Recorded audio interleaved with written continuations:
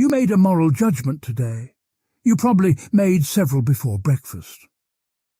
You decided that cutting someone off in traffic would be wrong. You held back a comment that would have been cruel but technically accurate. You gave money to someone, or chose not to, and felt something about the choice. These judgments came fast and felt certain.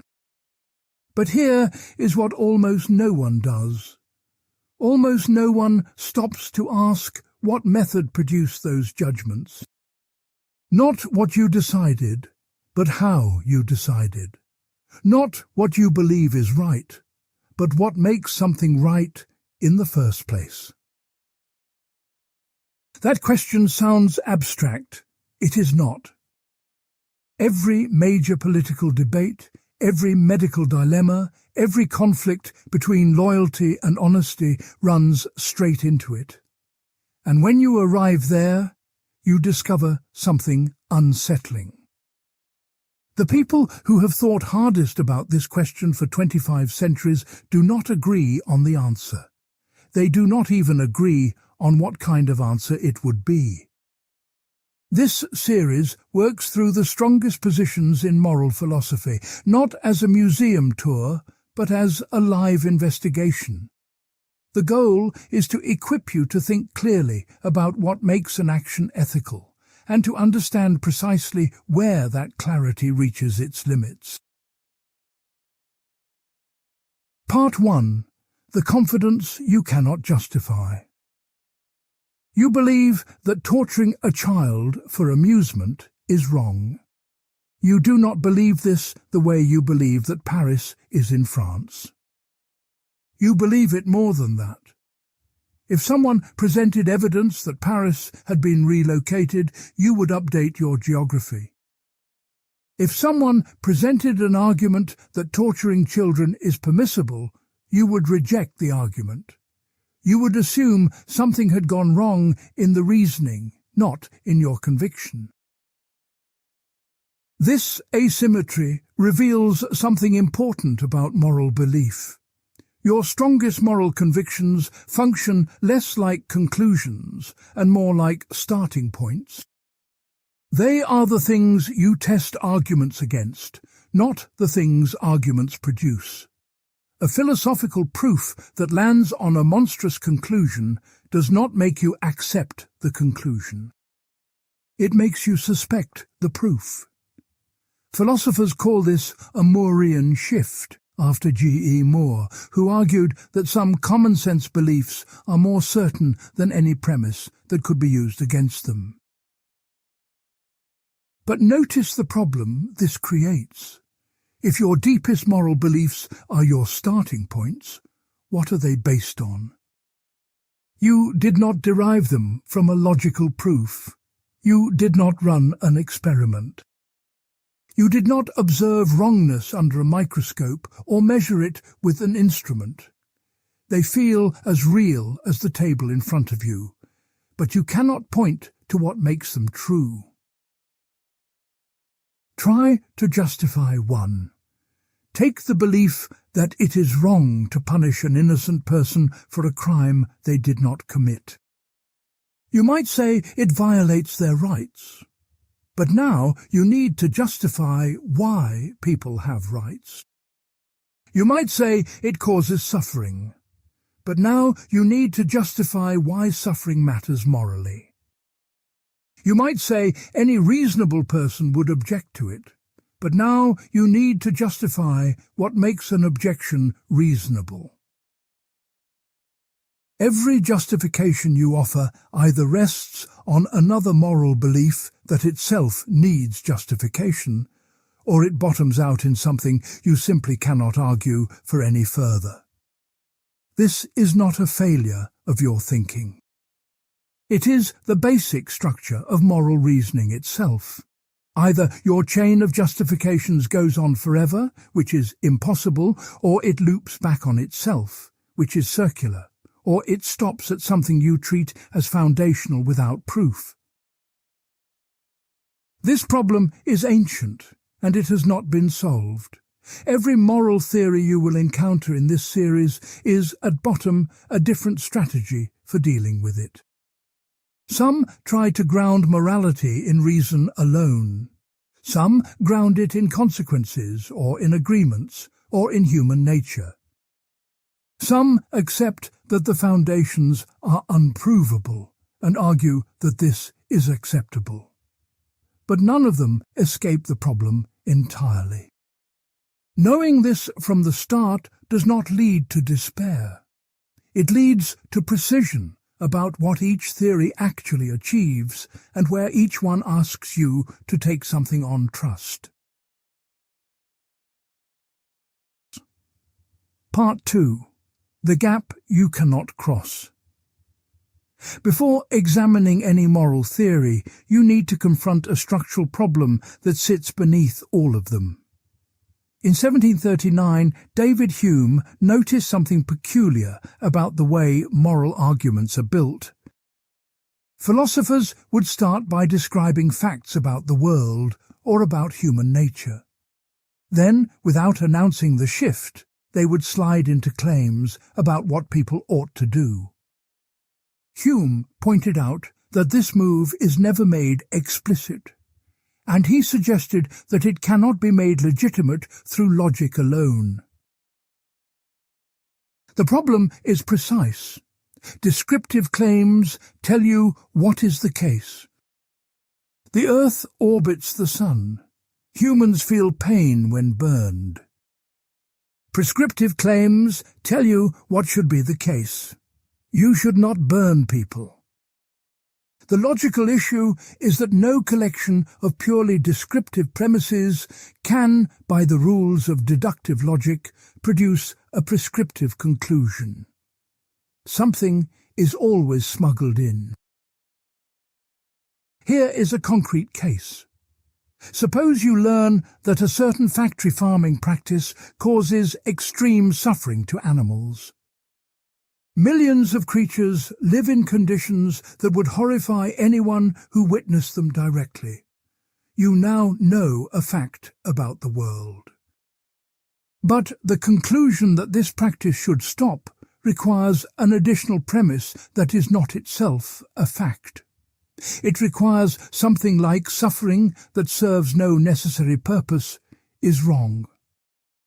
That premise is not a description of the world. It is a moral commitment, and it is doing all the heavy lifting in the argument. This is Hume's guillotine, and it cuts through every attempt to read morality straight off the facts. You cannot get an ought from an is without adding an ought you already believe. Notice how often people try anyway. Humans are naturally cooperative. Therefore, we should build cooperative institutions. Evolution shaped us to care for our kin. Therefore, family obligations are morally real. Each of these smuggles a value judgment into what looks like a factual observation. The factual part is doing less work than it appears. Some philosophers have tried to close this gap. Philippa Foot argued that moral goodness is a kind of natural goodness, the same kind that makes a plant healthy or a wolf a good hunter. On her view, a good human life is one that fulfills distinctively human capacities, and this is as much a natural fact as an oak tree needing sunlight. This approach is called ethical naturalism, and it tries to dissolve the is-ought distinction rather than bridge it. But the gap resists closing. In 1903, G. E. Moore posed what he called the open question argument. Take any natural property you might identify with goodness. Say someone claims that good just means that which produces pleasure. Moore observed that it is always sensible to ask, this action produces pleasure, but is it actually good? If good simply meant pleasure-producing, that question would be as strange as asking, Is a bachelor unmarried?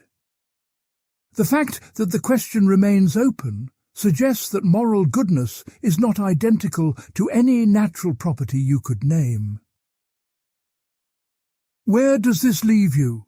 With a gap between the world as it is and the world as it should be that cannot be closed by observation or logic alone. Every moral theory must find a way to deal with this gap. Consequentialists handle it by asserting that well-being is the foundational moral value. Kantians handle it by grounding morality in the structure of rational agency itself.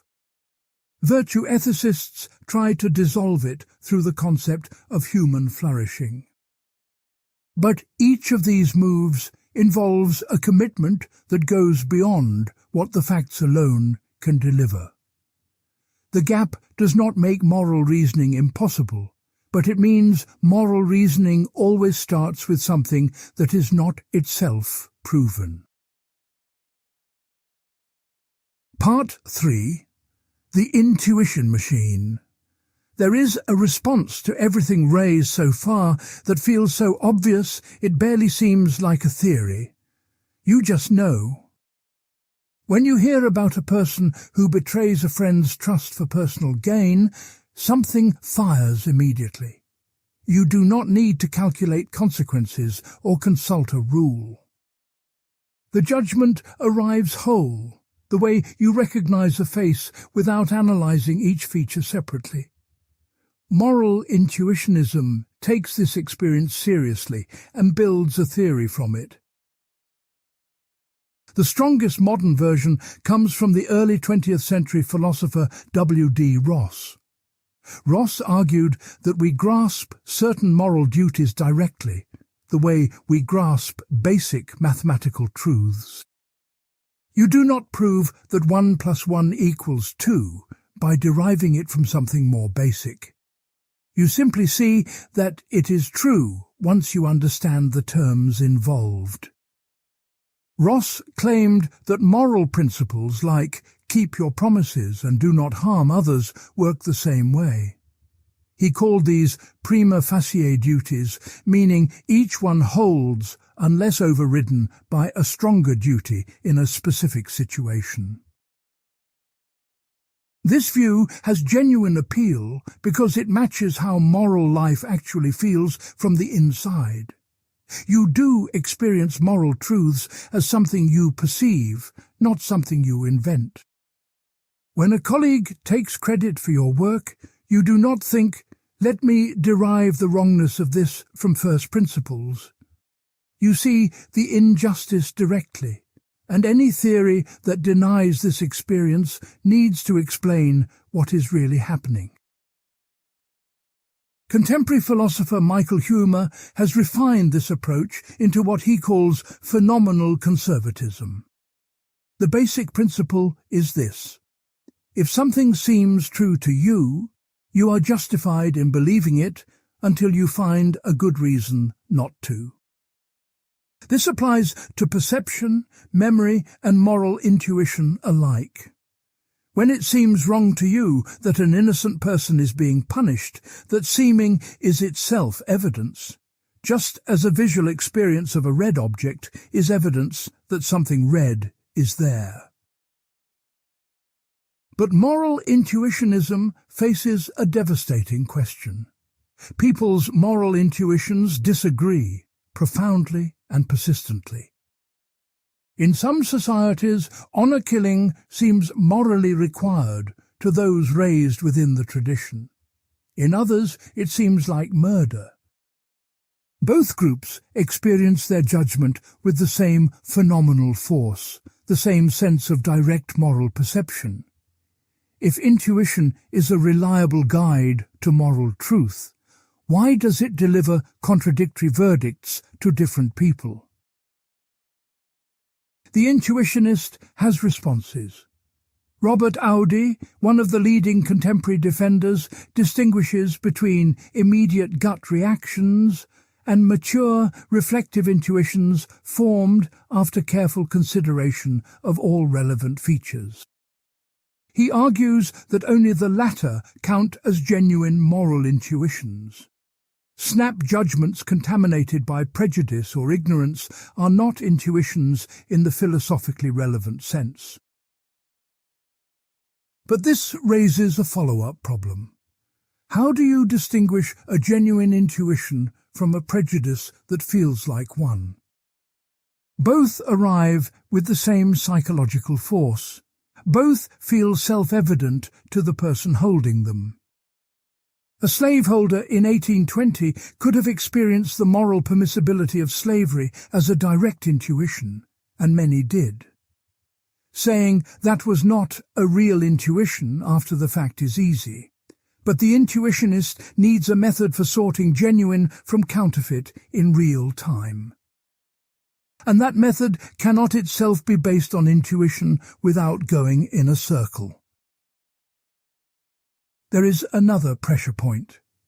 If moral intuitions are perceptions of moral facts, what exactly are they perceiving? When you see a red apple, there is a physical explanation involving light wavelengths and retinal cells. When you intuit that cruelty is wrong, what is the mechanism? What are the moral facts made of, and how does your mind make contact with them? This is the metaphysical cost of intuitionism. It requires a moral reality that exists independently of human minds, but is somehow accessible to them. Some philosophers are willing to pay that cost. Others find it too steep. Part 4. Counting consequences. There is a competing approach that promises to cut through all of this. Instead of trusting gut feelings or searching for self-evident truths, just look at results. An action is right if it produces the best outcomes. An action is wrong if a different choice would have produced better ones. This is consequentialism in its simplest form, and its appeal is almost mathematical. You identify the options, estimate the outcomes, and choose the one that does the most good. The most influential version is utilitarianism, developed by Jeremy Bentham in the late 18th century and refined by John Stuart Mill shortly after. Bentham proposed a single principle for all of ethics: maximize the total sum of happiness and minimize the total sum of suffering. Every being that can experience pleasure or pain counts. A unit of suffering matters equally regardless of who experiences it. Your pain is no more important than a stranger's pain on the other side of the world. This radical impartiality is the engine of the theory, and it is both its greatest strength and the source of its deepest problems. The strength shows up clearly in public policy. Consider a government deciding how to allocate a limited healthcare budget.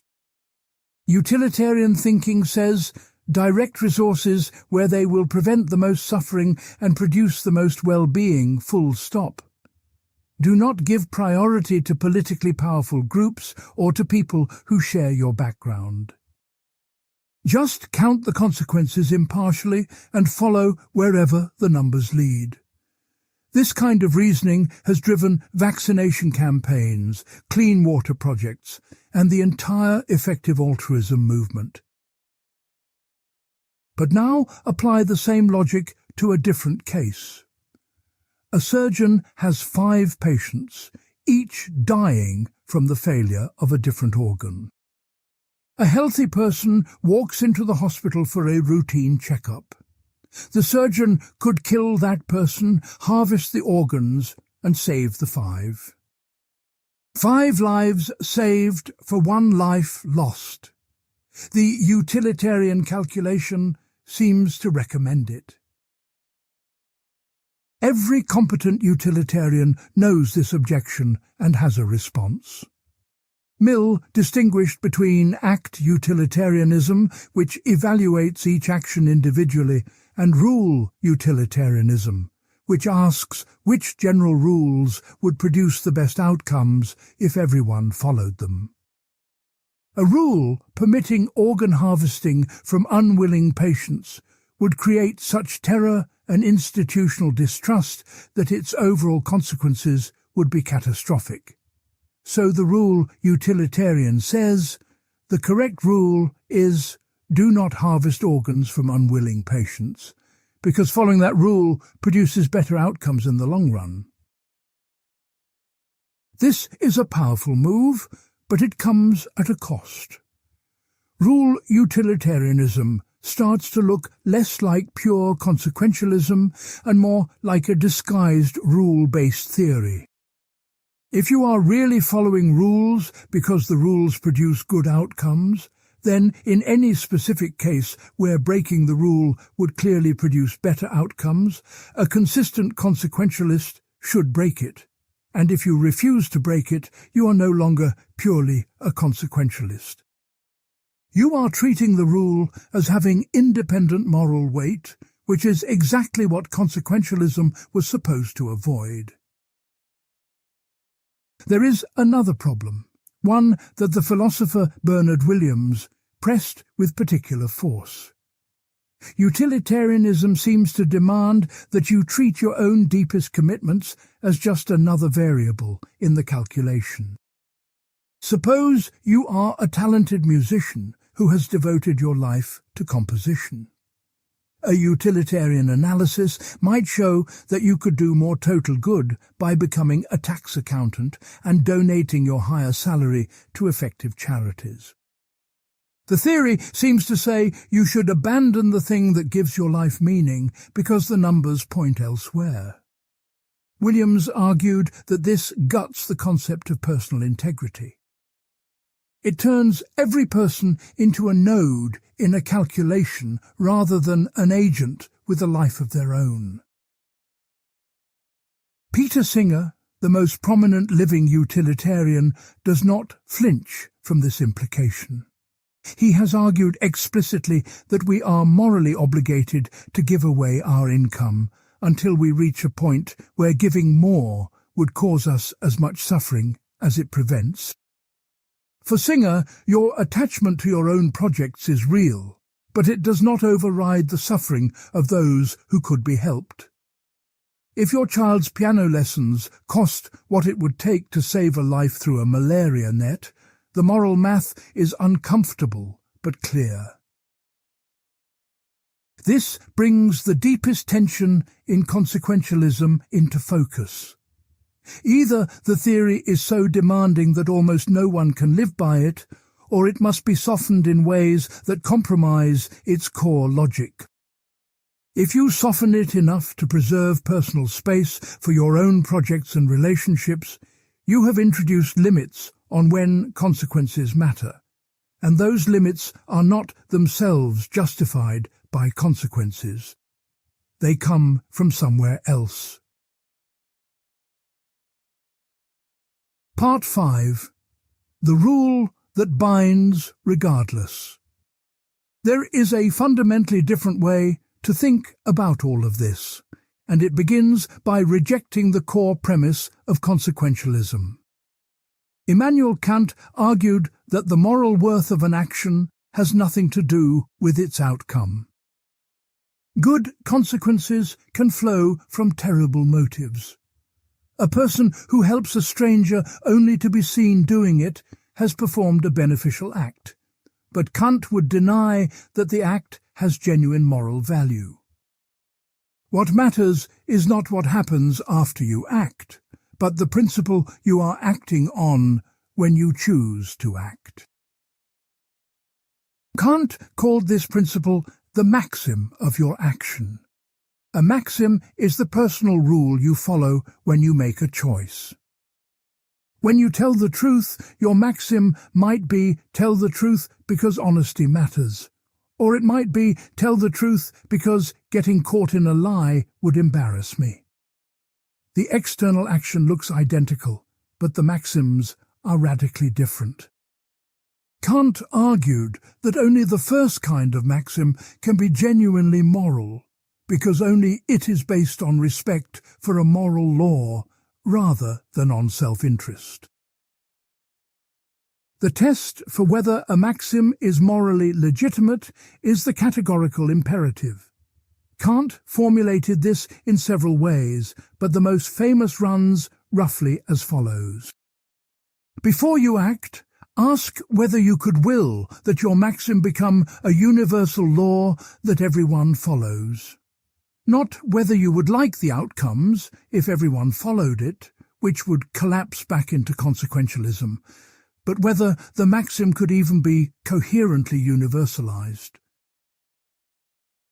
Take lying as an example. Your maxim is, I will lie whenever it benefits me. Now universalize it. Everyone lies whenever it benefits them. In that world, the practice of communication collapses. No one believes anyone, so lying no longer works, because lying only succeeds against a background of expected truth-telling. The maxim is self-defeating when universalized. It does not merely produce bad results. It destroys the very conditions that make the action possible. This is an elegant test, and it captures something real about the wrongness of lying. You are making yourself an exception to a rule you depend on everyone else following. The liar needs others to be honest, but exempts himself from honesty. Kant saw this as a kind of rational contradiction, a failure to treat equal beings as truly equal. The second formulation of the categorical imperative makes this explicit. Treat every person always as an end in themselves, never merely as a means. This does not prohibit all instrumental relationships. You treat a bus driver as a means of transportation every morning. What it prohibits is treating someone merely as a means, reducing them entirely to a tool for your purposes while ignoring their own capacity to set goals and make choices. Deception violates this because it manipulates someone's rational agency. Coercion violates it because it overrides their will entirely. The power of this framework is that it gives every person an inviolable status that no amount of good consequences can override. Return to the surgeon with the 5 dying patients. A Kantian answer is immediate. You cannot kill the healthy patient because doing so treats them merely as a collection of spare parts, an instrument for others' survival. Their dignity as a rational agent forbids it, period. No calculation changes this. But the framework has genuine weaknesses, and they cut deep. The most persistent criticism is that the categorical imperative applied strictly produces moral verdicts that seem clearly wrong. Kant himself argued that you must not lie, even to a murderer who asks where your friend is hiding. If the murderer knocks on your door and asks, "Is your friend inside?" Kant says you must tell the truth. Most people find this verdict absurd, and it has haunted Kantian ethics for over 2 centuries. Contemporary Kantians have worked to escape this conclusion. Christine Korsgaard has argued that the murderer at the door has already exited the moral community by pursuing violence, and that the obligation of honesty does not extend to someone who has abandoned moral agency in this way. Others argue that Kant confused specific applications with the principle itself. The categorical imperative demands respect for rational agents, and protecting your friend's life from a murderer arguably honors that demand better than mechanical truth-telling. There is a deeper structural concern. When duties conflict, Kant gives limited guidance on how to resolve the collision. You have a duty not to lie and a duty to protect innocent life. The murderer at the door forces these into direct opposition. Consequentialism has a built-in method for resolving such conflicts. Just calculate which option produces the best outcome. Kant's framework, by insisting that consequences are morally irrelevant, seems to leave you without a tiebreaker. You are told that certain things are absolutely forbidden, but when two absolute prohibitions collide, the theory falls silent precisely where you need it most. Part 6. The person you are becoming. Both consequentialism and Kantian ethics share an assumption so basic that neither tradition usually examines it. They both ask, what is the right thing to do? They focus on actions, whether you should lie or tell the truth, whether you should sacrifice one to save 5. But there is an older tradition that says this question is secondary. The primary question is not what should I do, but what kind of person should I be? This is virtue ethics, and it predates both of its modern rivals by 2,000 years. Aristotle argued that ethics is not fundamentally about following rules or maximizing outcomes. It is about developing the character traits that allow a person to live well. He called these traits virtues: courage, honesty, generosity, justice, practical wisdom, and others. A virtue is not just a disposition to act in certain ways. It includes feeling the right emotions in the right situations to the right degree. A courageous person does not just do the brave thing while terrified. They have trained their emotional responses so that fear arises appropriately, neither too much nor too little. The concept that holds Aristotle's ethics together is eudaimonia, which translates roughly as human flourishing or living well. Eudaimonia is not a feeling. It is not the same as happiness in the modern sense of feeling pleased or comfortable. It is the condition of a human life that is going well overall, the way a healthy oak tree or a well-functioning eye is doing what it does excellently. A person achieves eudaimonia by exercising the virtues consistently over a complete life. No single action makes you flourishing, just as no single healthy meal makes you fit. This framework has a specific advantage over its competitors when it comes to everyday moral life. Most ethical decisions are not dramatic trolley problems. They are small moments where your character shows, whether you gossip, whether you keep your patience with a difficult colleague, whether you take the easier path when no one is watching. For these moments, a set of rules is too blunt an instrument. What you need is the kind of judgment that comes from being a certain kind of person, and that judgment is exactly what Aristotle called practical wisdom. Practical wisdom, or phronesis, is the master virtue. It is the ability to perceive the morally relevant features of a situation and respond appropriately. A practically wise person knows when honesty requires bluntness and when it calls for gentleness. They know when courage demands action and when it demands patience. This kind of knowledge cannot be reduced to a formula. It is more like the knowledge a skilled musician has of when to speed up and when to hold back, developed through years of practice and attention. Alasdair MacIntyre revived this tradition in the 20th century with a sharp diagnosis of modern moral philosophy.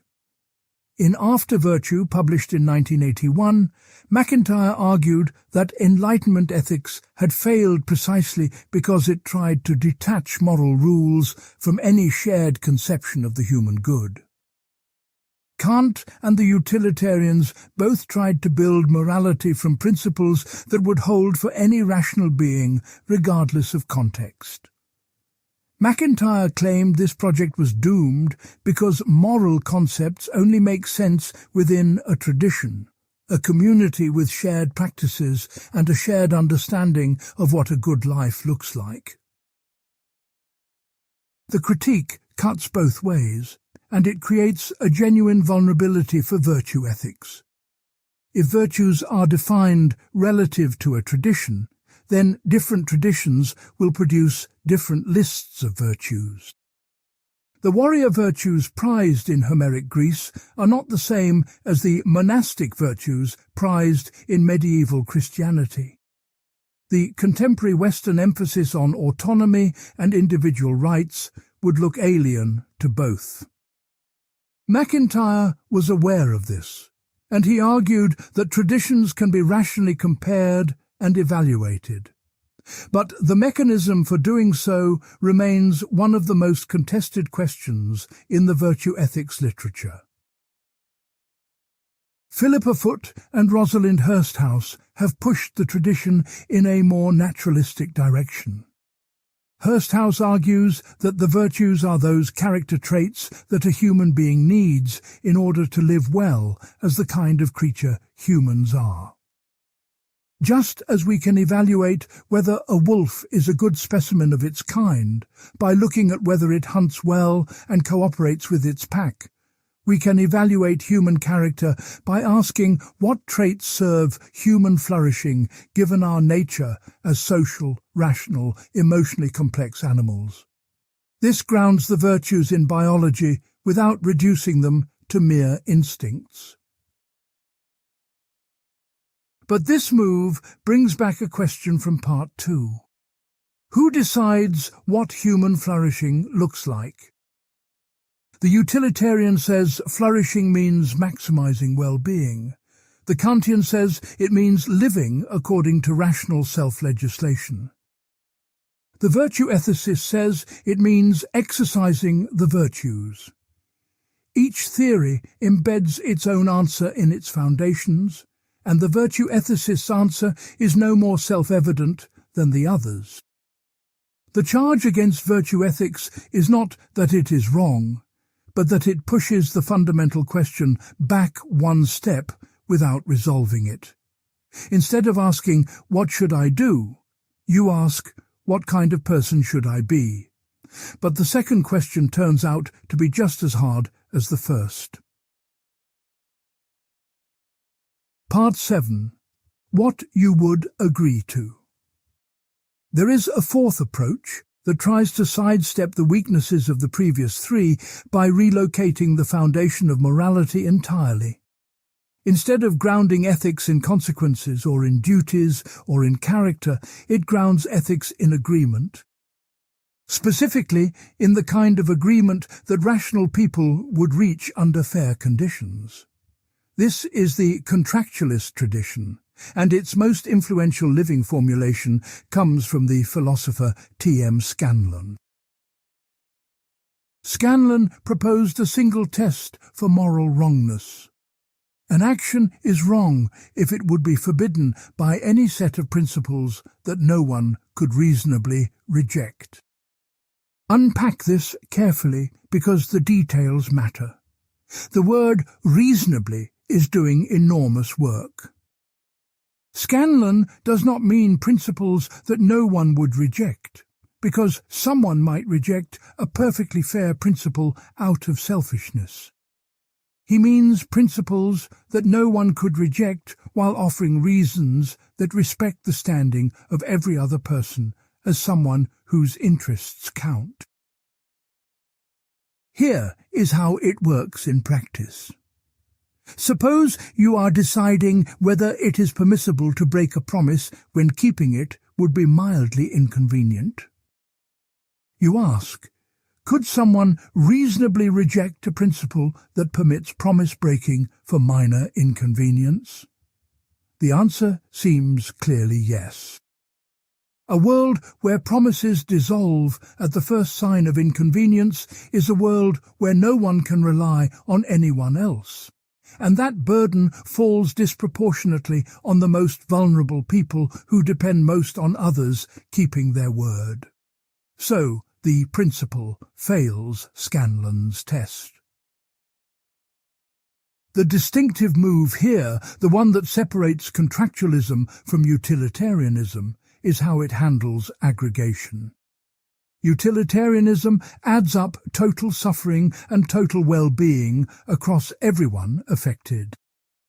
This means that a large number of small benefits to many people can outweigh a severe harm to one person.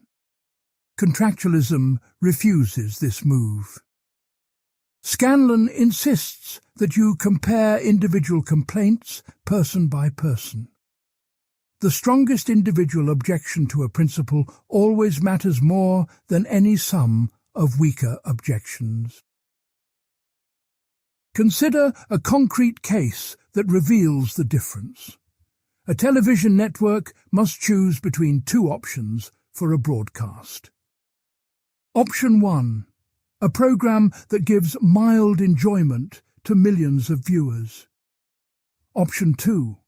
A different program that prevents one person from experiencing excruciating pain because it broadcasts an emergency signal they desperately need. Utilitarianism could, depending on the numbers, recommend the enjoyable program, because the total pleasure across millions outweighs one person's severe suffering. Contractualism says the person facing excruciating pain has the strongest individual objection, and that objection cannot be overridden by adding up the mild preferences of millions. This captures a moral conviction that many people hold but struggle to articulate. There is something wrong with sacrificing one person's fundamental welfare for trivial gains spread across a crowd, even when the math adds up. Contractualism gives that conviction a precise structure. It explains why certain trade-offs feel wrong, because no one could reasonably reject the claim that their severe suffering should not be traded away for others' minor convenience. But the theory has serious pressure points. The most persistent objection concerns exactly what reasonably reject means. Scanlon cannot define it without smuggling in prior moral commitments.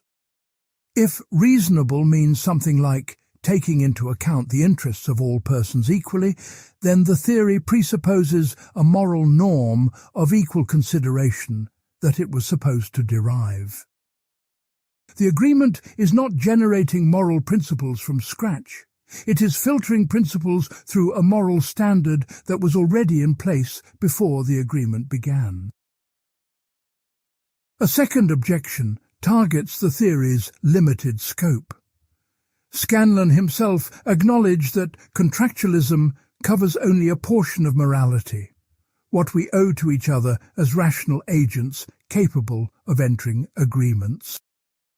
But many of the hardest moral questions involve beings who cannot participate in any agreement. Animals cannot reason about principles. Future generations who do not yet exist cannot reject or accept anything. Profoundly cognitively impaired humans may lack the capacity for the kind of rational engagement Scanlon's framework assumes. If contractualism cannot address our obligations to these beings, it leaves some of the most urgent questions in contemporary ethics unanswered. There is a deeper version of this worry. Contractualism grounds morality in a relationship between rational agents who owe each other justification. This means the entire framework depends on an initial commitment to the equal standing of persons. but that commitment is itself a moral claim. Why should you treat every person as someone to whom you owe justification? Scanlon says this is what it means to take morality seriously, but a determined skeptic can ask why they should take morality seriously in this particular way.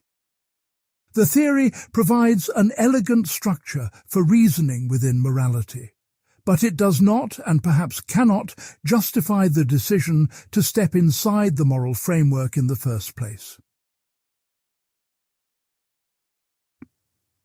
Part 8. The Voice that Answers Back. Every framework examined so far shares a feature so embedded it looks like a requirement of moral thinking itself. They all approach ethics from the standpoint of an individual agent asking what principles to follow. The agent is imagined as essentially alone, a rational mind weighing rules, calculating outcomes, or cultivating virtues. The other people in the picture are either beneficiaries of the agent's choices or constraints upon them. But in the early 1980s, a challenge arrived from an unexpected direction that called this entire framing into question. The challenge began not in philosophy, but in developmental psychology. Lawrence Kohlberg had built the dominant theory of moral development on a scale that moved from obedience through social conformity to universal principles of justice. The highest stage looked remarkably like Kantian ethics, impartial, abstract, principled. When Kohlberg tested his scale, boys consistently scored higher than girls.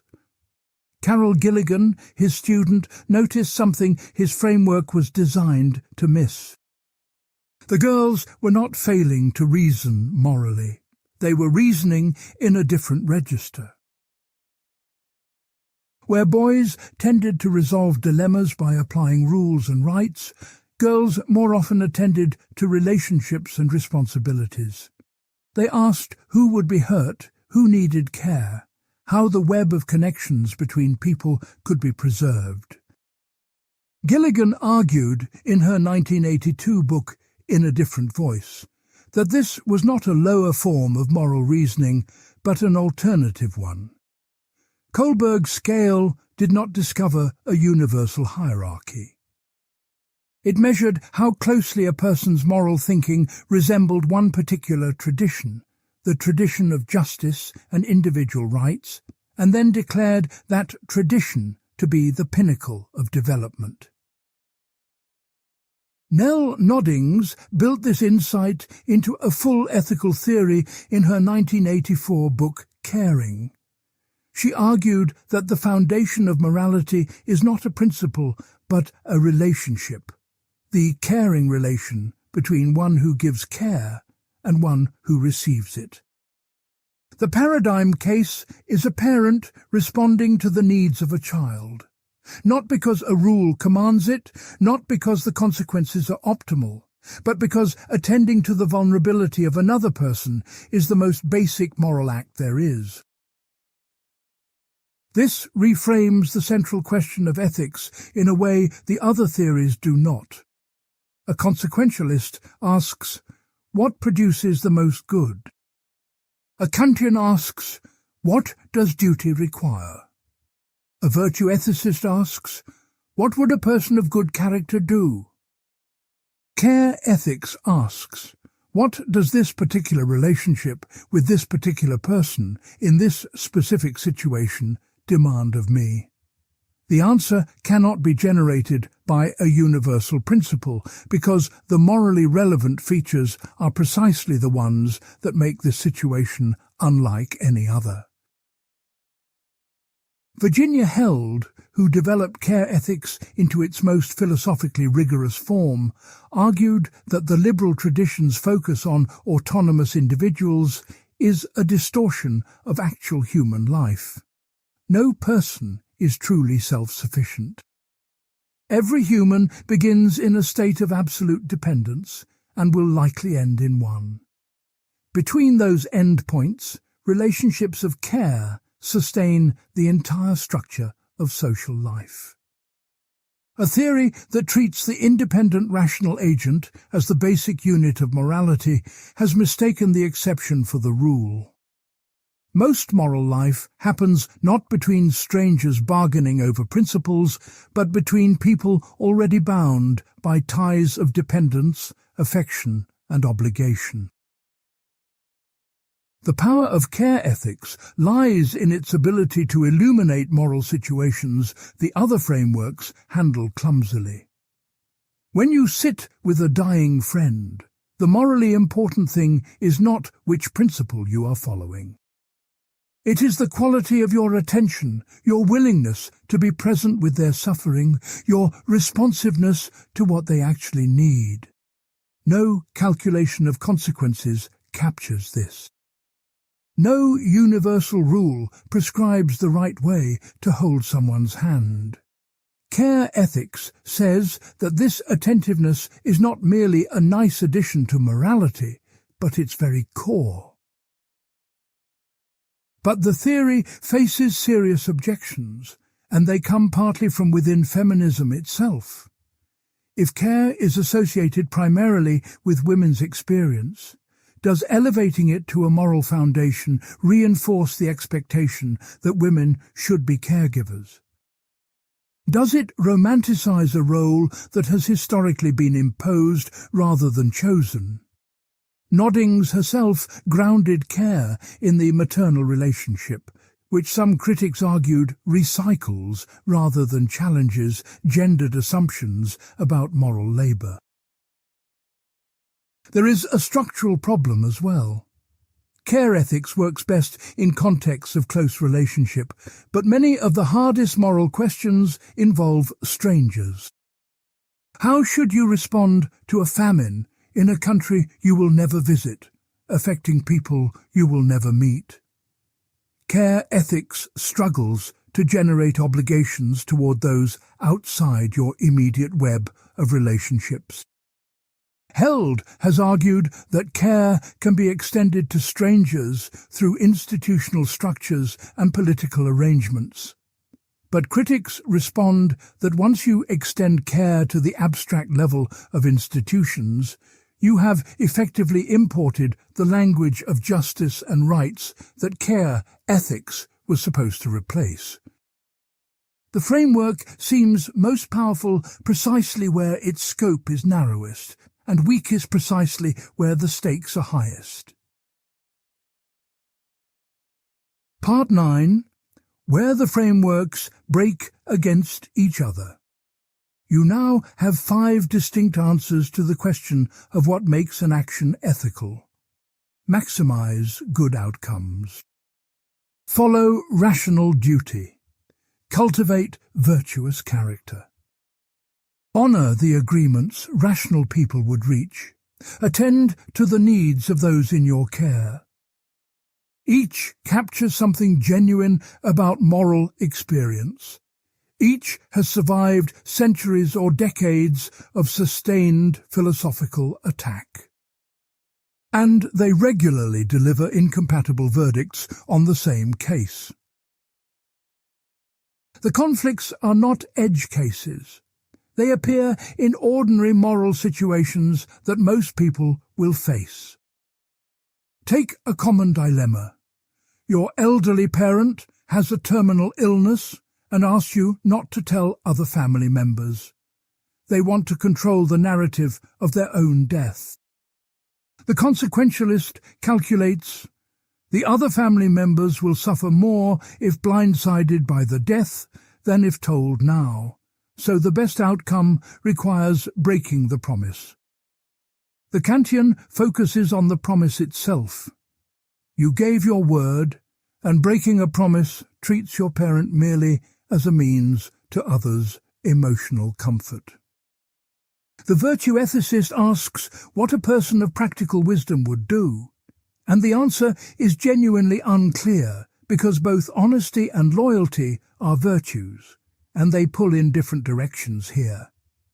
The contractualist asks which principle no one could reasonably reject, but the parent could reasonably reject having their wish overridden, and the siblings could reasonably reject being kept in the dark. Care ethics says to attend to the specific relationships, but you are embedded in multiple caring relationships that make contradictory demands. This is not a failure of any single theory. It is a structural feature of the moral landscape itself. The theories are not merely different vocabularies for the same insight. They identify genuinely different moral considerations, and those considerations really do conflict. Consequences matter, duties matter. Character matters, fairness matters. Relationships matter, and there is no master theory that tells you how much each one matters relative to the others in every case. Some philosophers have tried to build hybrid theories that combine elements from multiple frameworks.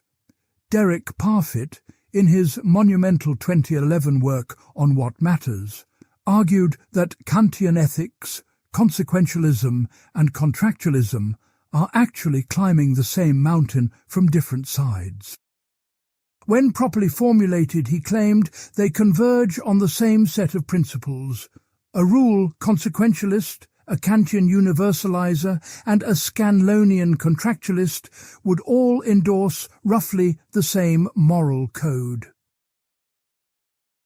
This convergence thesis is elegant, but many philosophers find it too optimistic. The convergence works only at a high level of abstraction. When you descend to specific cases where the theories actually diverge, the real disagreements reappear. The consequentialist who permits torturing one person to save 1,000 and the Kantian who absolutely forbids it are not climbing the same mountain. They disagree about whether there is a threshold at which enough good consequences override an individual's inviolability. That is a substantive moral disagreement, not a difference in vocabulary. The honest conclusion is uncomfortable. Multiple moral frameworks, each with real philosophical support, yield different answers to the same question. No procedure exists for adjudicating between them that does not itself depend on commitments already internal to one of the frameworks. If you resolve the conflict by asking which option produces the best outcome, you have already sided with the consequentialist.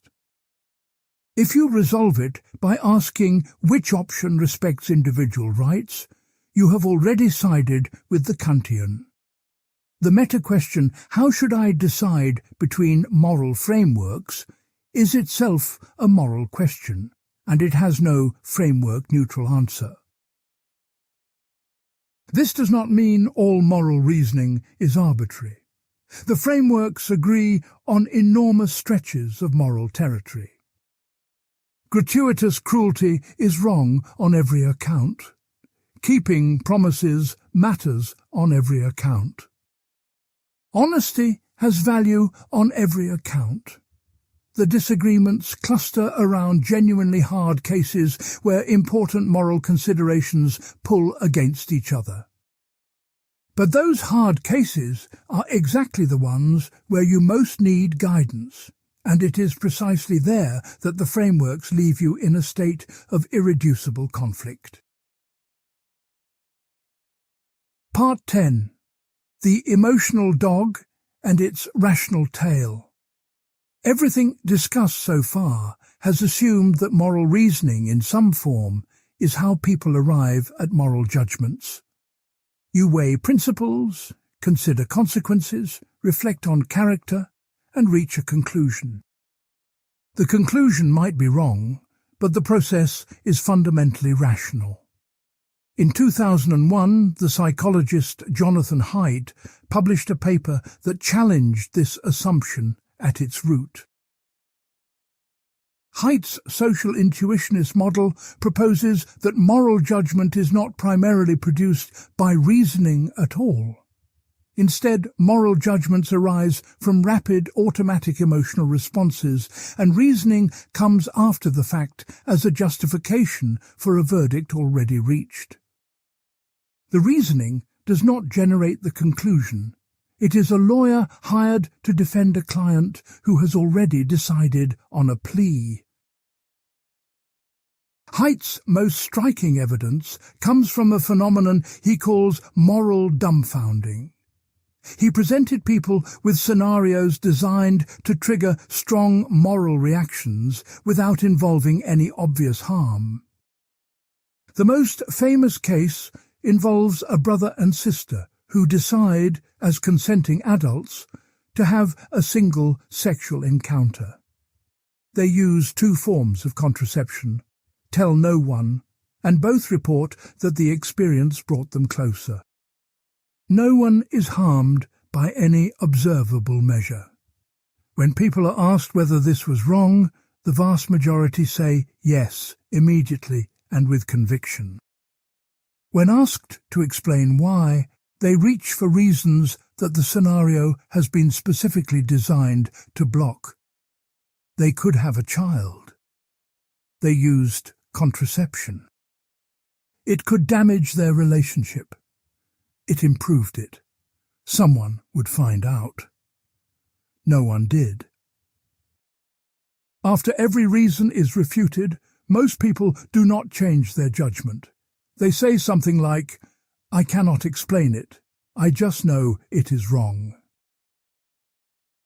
This pattern is exactly what the social intuitionist model predicts. The judgment is primary, the reasoning is secondary, and when the reasoning fails, the judgment persists. Haidt compares it to a dog wagging its tail. We assume the tail, the reasoning, is driving the dog, the judgment, but it is actually the other way around. Joshua Green, a philosopher and neuroscientist, extended this line of research using brain imaging. He placed people in scanners while they responded to different versions of the trolley problem.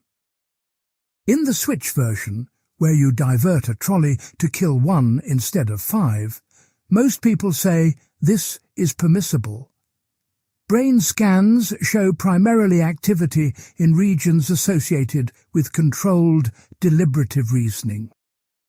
In the footbridge version, where you physically push a person off a bridge to stop the trolley, most people say this is wrong. The scans show a spike of activity in brain regions associated with emotional processing.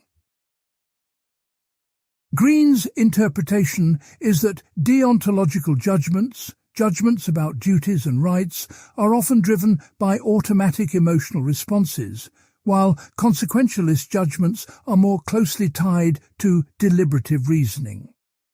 This does not automatically favour consequentialism. But Green has argued controversially that it should make us more sceptical of our deontological intuitions. If the feeling that it is wrong to push someone to their death is produced by the same emotional system that evolved to prevent us from physically harming nearby individuals, it may not be tracking moral truth. It may be tracking the difference between personal violence and impersonal harm, a distinction that has no obvious moral significance. This research has genuine implications for how you think about moral knowledge. If your strongest moral convictions are emotional reactions dressed up in rational clothing, what authority do they have? But the challenge cuts in more than one direction. Hanno Sauer and others have argued that calling a judgment emotional does not make it unreliable. Emotions can be forms of perception. Fear in response to a genuine threat is not irrational simply because it is fast and automatic. Moral emotions might be tracking real features of situations, just as perceptual emotions track real dangers. There is also a methodological concern with Green's work. Guy Kahane and others have pointed out that Green's trolley experiments may not cleanly separate deontological from consequentialist reasoning. What the brain scans actually show is a difference in response to personal versus impersonal harm, and it is not obvious that this maps neatly onto the philosophical distinction between duty-based and outcome-based ethics. The neuroscience reveals something real about how moral cognition works, but whether it tells us anything about which moral theory is correct remains deeply contested. The deepest lesson from this research is not that moral reasoning is useless. It is that moral reasoning rarely operates the way moral philosophers have assumed it does. The process is messier, more emotional, more socially influenced, and more confabulatory than the rationalist tradition has wanted to admit. This does not destroy the project of moral philosophy. But it means that any realistic picture of how to figure out what is ethical must account for the fact that the mind doing the figuring is not a dispassionate calculator. It is a biological organ shaped by evolution, culture, and emotion, trying to make sense of problems it was never designed to solve. Part 11. Why Evolution Makes Everything Harder. The previous part showed that moral judgments are shaped by psychological processes that have little to do with rational deliberation. This part follows that thread to a harder question. If evolution shaped the human moral sense, and if evolution selects for reproductive fitness rather than truth, is there any reason to think our moral judgments track something real? Sharon Street posed this problem in its sharpest form in a 2006 paper called A Darwinian Dilemma for Realist Theories of Value. The argument runs as follows. Natural selection has deeply influenced the content of our moral beliefs. We care about our children because caring about offspring promoted survival. We feel anger at cheaters because detecting and punishing cheaters was adaptive in small groups. We experience disgust at certain actions because disgust helped our ancestors avoid disease and social contamination. These are not controversial claims. The evolutionary psychology is well established. Now the dilemma. If you believe, as the moral realist does, that there are objective moral truths independent of human attitudes, you face a question about the relationship between evolution and those truths. Either evolution pushed our moral beliefs toward the objective moral truth, or it did not.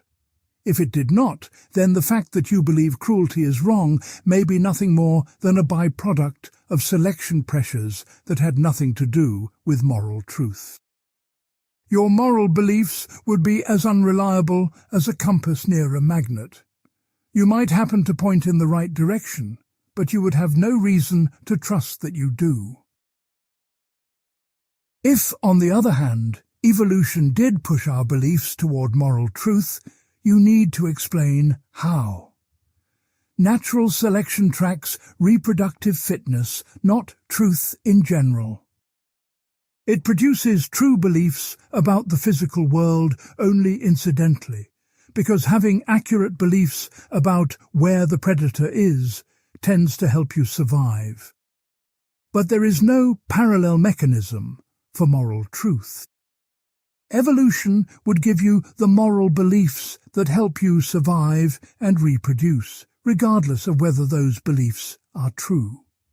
A false moral belief that promotes cooperation could be just as adaptive as a true one.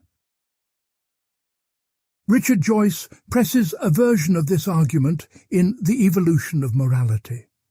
He asks you to consider an analogy. Suppose someone slipped a pill into your drink that made you believe there are footprints on the moon.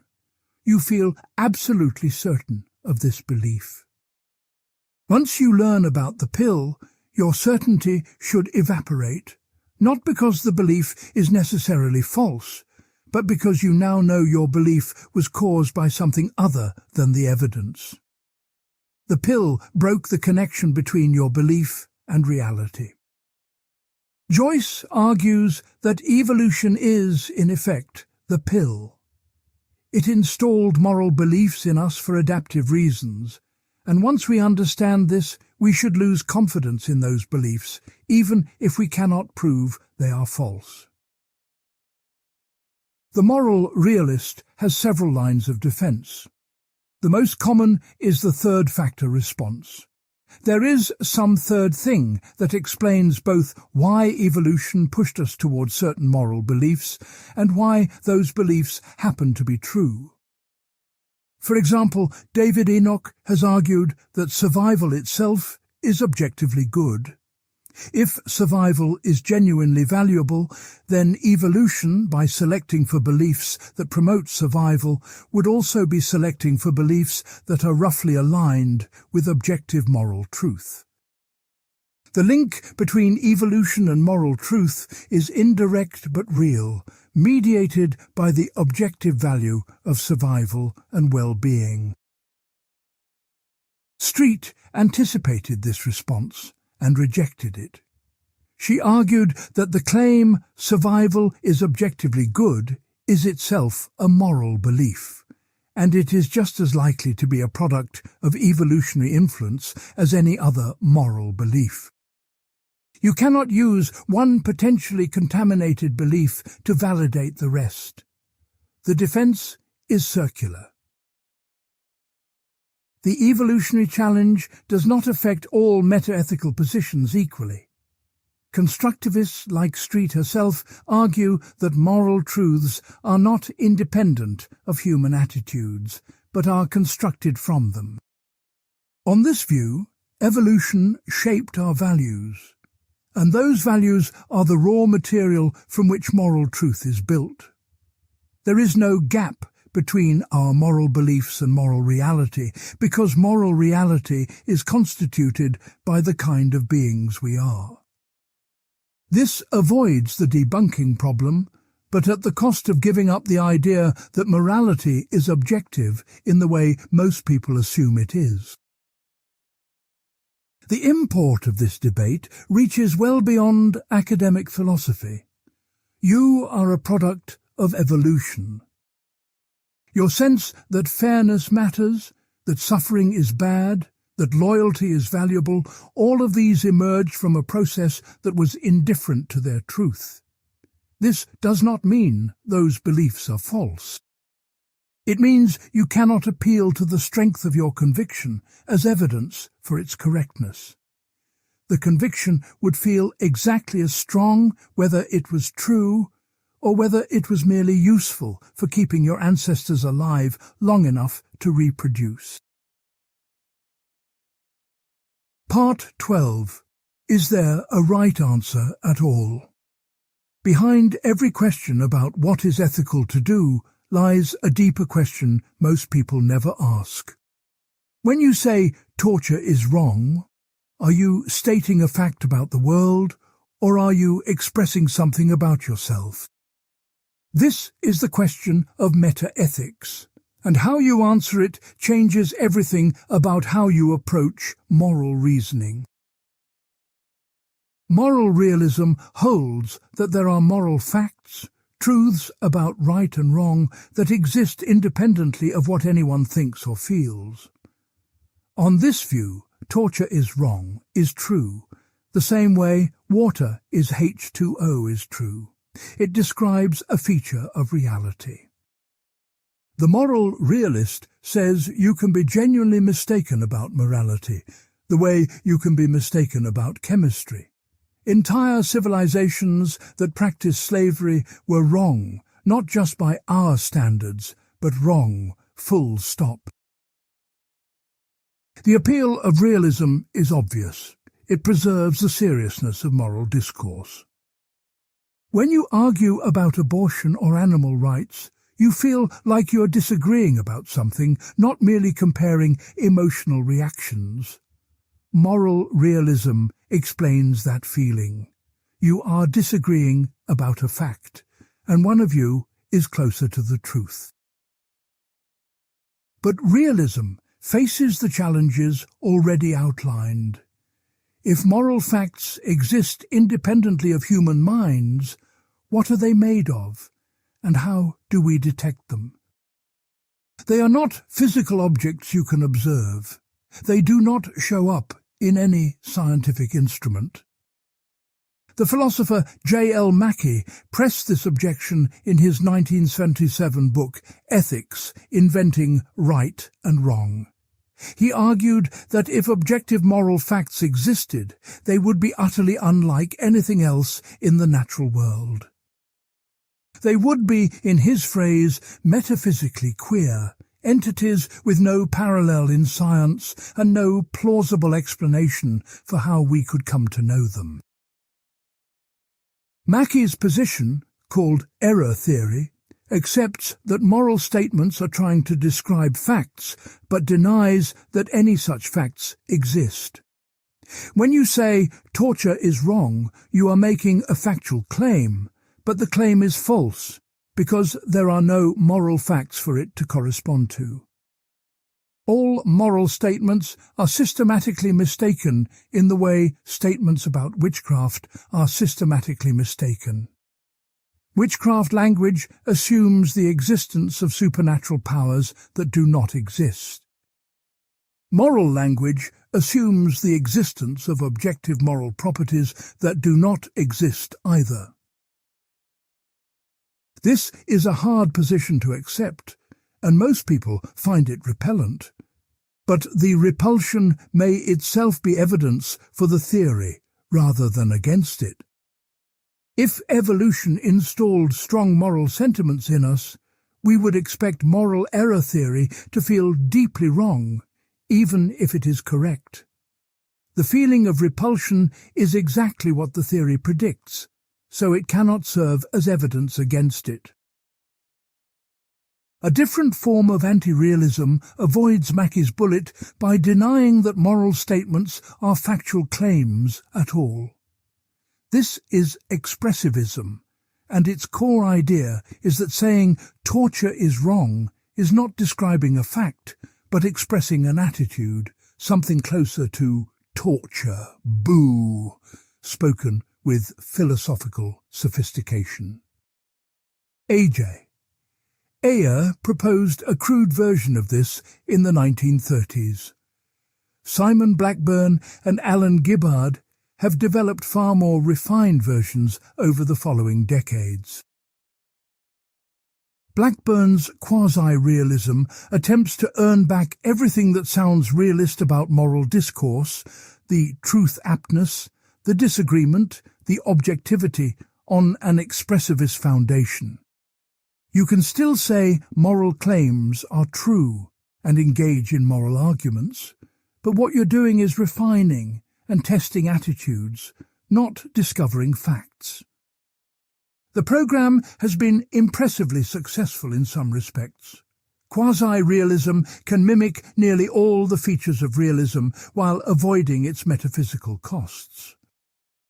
But critics argue that if your anti-realism becomes indistinguishable from realism at the level of practice, it is unclear what philosophical work it is doing. This is the problem of creeping minimalism, where the expressivist earns so many realist-sounding conclusions that the distinction between the two positions threatens to collapse. There is a third option that splits the difference. Moral constructivism, defended by philosophers like Sharon Street and Christine Korsgaard, holds that moral truths are real, but not independent of human attitudes. They are constructed through the activity of practical reasoning itself. Just as the rules of chess are real and binding within the practice of chess but do not exist independently of chess players, moral truths are real and binding within the practice of moral reasoning but do not float free of the agents who engage in it. Constructivism avoids the metaphysical problems of realism and the counterintuitive implications of error theory. But it faces its own dilemma. If moral truths are constructed, then different agents or cultures could construct different and incompatible moral truths, and there would be no way to say one is more correct than the other. The constructivist must either accept a significant degree of moral relativism or find a way to constrain the construction process so that it does not produce just any output. The usual constraint is the structure of rational agency itself, but whether rationality alone can deliver substantive moral content remains one of the central unresolved questions in contemporary metaethics. Part 13. Acting under moral uncertainty. At this point, you might reasonably feel stuck. Multiple moral theories, each with genuine philosophical support, and you are not certain which one is correct. The metaethical debate about whether moral facts even exist has no settled answer. Evolutionary psychology suggests your strongest moral convictions may be products of adaptive pressure rather than truth-tracking. And yet you still need to decide what to do this afternoon. The question of how to act ethically does not wait for the philosophers to finish arguing. This is the problem of moral uncertainty, and until recently it received surprisingly little formal attention. Philosophers William MacAskill, Krista Bikvist and Toby Ord published a systematic treatment in 2020 that opened the field considerably. Their central insight is this: when you are uncertain about matters of fact, you have a well-developed method for deciding. You assign probabilities to different hypotheses and choose the action that maximizes expected value given those probabilities. You do this every time you carry an umbrella on a cloudy day. MacAskill and his colleagues argue that you should do something analogous with moral theories. Here is what the method looks like in practice. Suppose you are deciding whether to eat meat. You are not certain whether animals have morally significant experiences, but you think there is maybe a 40% chance they do. You are not certain utilitarianism is correct, but you assign it some credence, along with credence in Kantian ethics and virtue ethics. For each moral theory in which you have some confidence, you ask what it recommends and how strongly it recommends it. Then you act in a way that takes all of these recommendations into account, weighted by how likely you think each theory is to be correct. The formal version of this is called maximizing expected choice-worthiness. Each action gets a score representing how good or bad it is according to each theory, weighted by your credence in that theory. You choose the action with the highest expected score across all theories. This is not a moral theory in its own right. It is a decision procedure for acting when you do not know which moral theory is correct, which is arguably the actual epistemic situation of every human being. The approach has an important practical implication. When one theory says an action is mildly good and another says it is catastrophically wrong, moral uncertainty pushes you away from that action, even if you assign higher credence to the permissive theory. The expected cost of being wrong is asymmetric, If utilitarianism says eating meat is slightly suboptimal and a strong animal rights view says it is a moral catastrophe, the expected choice-worthiness calculation may favor not eating meat, even if you think utilitarianism is more likely to be correct. The small chance of committing a catastrophe outweighs the larger chance of a minor inefficiency. But the framework faces a deep technical problem. Different moral theories measure the wrongness of actions on different scales, and there is no obvious way to compare those scales. How wrong is breaking a promise on a Kantian scale compared to how wrong it is on a utilitarian scale? The two theories do not share a common unit of moral measurement. MacAskill and his colleagues call this the problem of intertheoretic comparisons, and it occupies a large portion of their work. They offer several methods for making such comparisons, but none is uncontroversial, and some critics argue the problem is fundamentally unsolvable. There is also a philosophical objection that cuts deeper than the technical issues.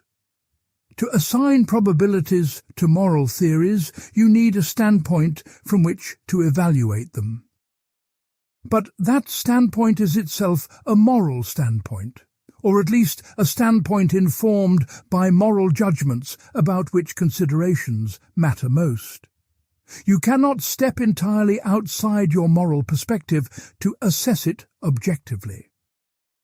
The moral uncertainty framework is useful and clarifying, but it does not escape the regress identified in Part 1. It pushes the question back one level, from which theory is right to how should I weigh the theories, and the second question is no less moral than the first. Part 14. How moral reasoning actually works. Strip away the ideal models and ask a blunt question. How do careful moral thinkers actually reach conclusions in practice? Not how a perfectly rational agent would reason, but how the best human reasoning on moral questions has actually proceeded across centuries of serious ethical thought. The answer looks nothing like applying a single theory mechanically. It looks like a method John Rawls called reflective equilibrium. The idea is straightforward.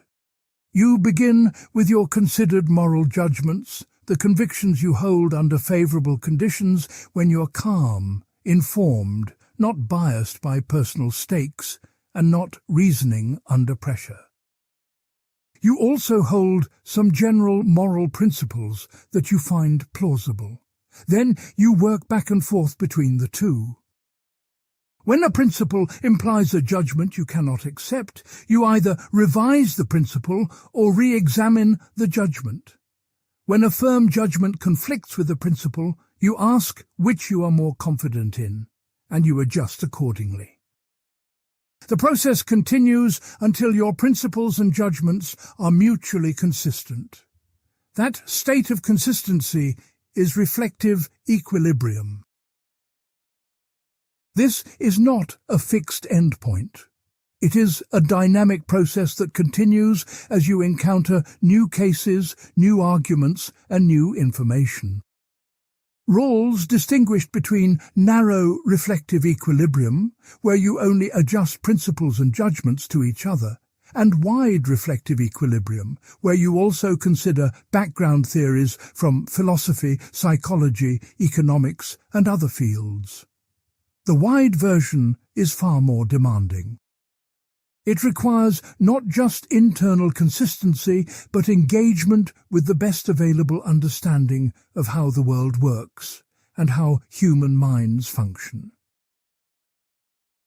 Here is what wide reflective equilibrium looks like in action. Suppose you begin with a firm utilitarian commitment. Always maximize total well-being. Then you confront the transplant case from Part 4. where maximizing well-being requires harvesting one person's organs against their will. Your considered judgment rejects this firmly. You now have a conflict between your principle and your judgment. You could abandon the judgment, but it is extremely robust. It survives reflection. It is not based on ignorance or bias, and it is widely shared. So you revise the principle. Maybe utilitarianism needs a constraint about individual rights, or maybe you shift some credence to a different framework entirely.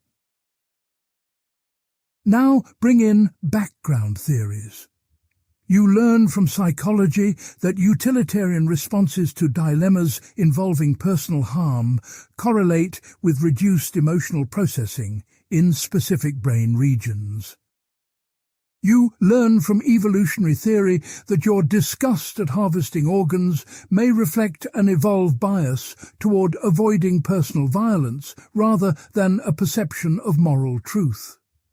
This information does not settle the question, but it feeds into the process. If the disgust is just an evolutionary artifact, maybe you should trust the utilitarian principle after all. But if the disgust is tracking something morally real about the separateness of persons, maybe you should trust the judgment. Wide reflective equilibrium forces you to engage with all of this without giving any single input automatic authority. The method has powerful critics. Peter Singer has argued that reflective equilibrium gives too much authority to existing moral intuitions. If your considered judgments are products of cultural conditioning or evolutionary bias, they are not reliable starting points. The method would merely systematize prejudices rather than correct them. Singer argues instead for a more top-down approach. Start with a defensible moral principle and follow it wherever it leads, even when it conflicts with intuition. But this objection faces a counter. How did Singer arrive at his principle?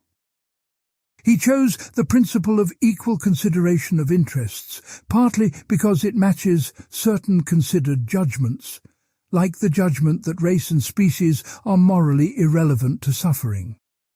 Even the most principle-driven moral philosophy smuggles in considered judgments at the foundation.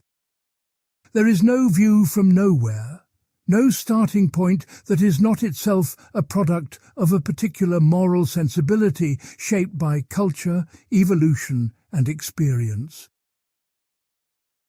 This might sound like a defeat for moral reasoning. It is not. Reflective equilibrium is not a proof procedure. It does not guarantee you will arrive at the truth.